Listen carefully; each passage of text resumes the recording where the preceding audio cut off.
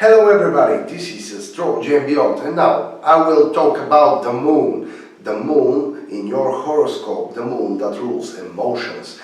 The rulership of the moon this is described by the negative part of the body, or like the sun is the positive, this is the negative part. The zero or the binary code, 1 is the sun, the 0 is the moon. So, what about the moon, the symbol of the moon? This is the crescent of the soul that takes on form, linking spirit with the matter and creating the womb, the container of love and life. So, what is the rulership of the moon? The moon rules the sign Cancer, and the Cancer is ruled by the moon. So, the best position for the moon is in the sign Cancer. Actually, the moon moves around your horoscope in about 28 days and a half. So, the moon stays in a sign for 2 days. The moon represents your emotional status, your emotional phases, your instincts. So, what about the moon in Cancer is the well-positioned sign of the moon. The determinant quality of the moon is in Capricorn, not so well placed. You will have problems with expressing your emotions. And exaltation, the best quality for the moon is in the sign of Taurus. So if you are with the moon in Taurus, you have the most stable emotional stasis in your life. And the fall is in Scorpio. Maybe the worst position in your horoscope is in when moon is in Scorpio, so gives you a lot of depressions, a lot of listening to the inner side of your intuition. So what about the rulership of the moon?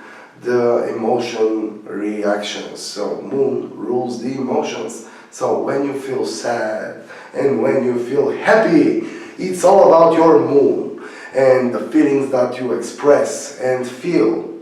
That's what they call it, feelings, right? So instincts, every basic animal instinct is resembled by the moon. So if you have a moon in Aries, the fierce air fire sign, you will be in the most time you will be aggressive, fast, and you will want to things happen fast without delaying. So receptivity, reflection, it's all about the moon. Actually, the mirror that represents is represented by the moon because it's reflection. Do you know that mirrors are mainly made by silver, the metal of the moon?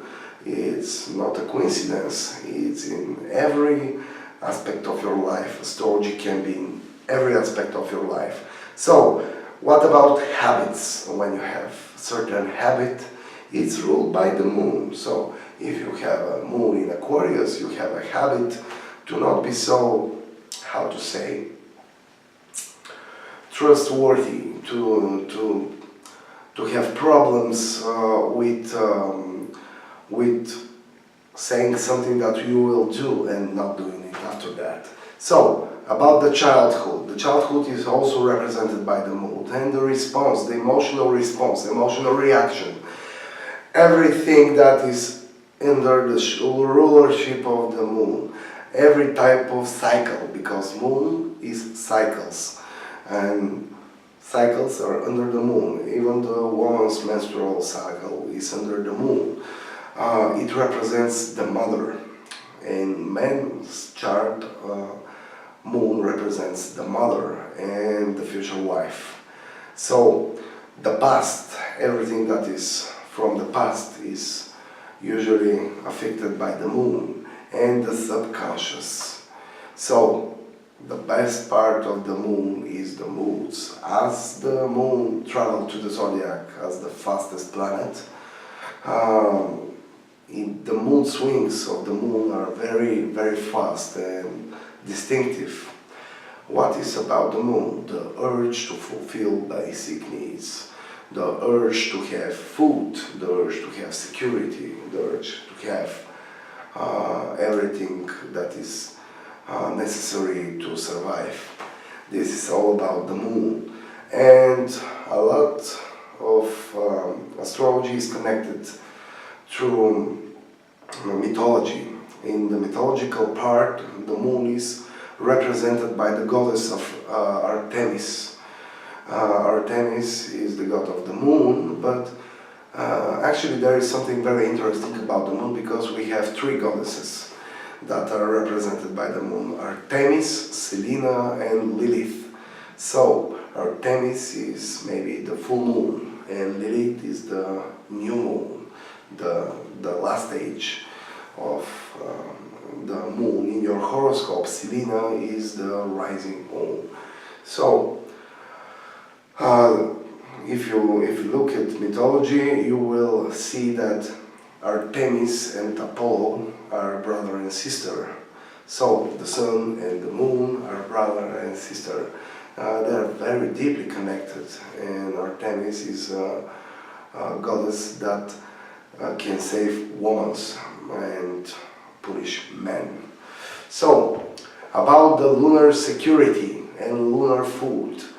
If you want to feel secure, emotionally secure, it's really important to know how to feed your moon. Or if you're an Aries moon, you have an Aries moon, it's best for you to practice some sports, to be more active, to channel your energy in the best possible way, and not to have problems with aggression. If you have moon in Taurus, it's good for you to have a regular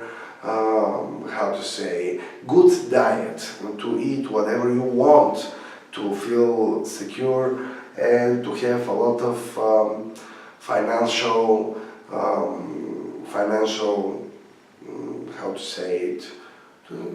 to have a lot of finance. Okay, so what about the emotions? And this is the moon, all kinds of emotions. You know the emojis, the emoticons, it's the current states of the moon. So there usually a lot of using of emojis when you chat with people to show emotions, because it's really hard sometimes to express an emotion, so for that they made the emojis. And this is the female principle, the negative energy, and the mother and the woman as itself. So it is well placed in water signs. Moon in Cancer or Pisces is well placed, and in 4th, 8th or 12th house is also good placement. Not as so good placed in fire signs, in Aries, Leo and Sagittarius, and in 1st, 5th and 9th house is not so good placement for the moon, because it can make you very short-tempered and to have that kind of problem. So I really need to do this quick, and I will have problems, because when you're too emotional, you make mistakes really fast. So for moon, it's good to be placed in water sign or water house. So if you like that video and want to comment something, just hit the like, comment, and please subscribe to our channel and check other videos about the other planets. This was Astrology and Beyond. Bye bye.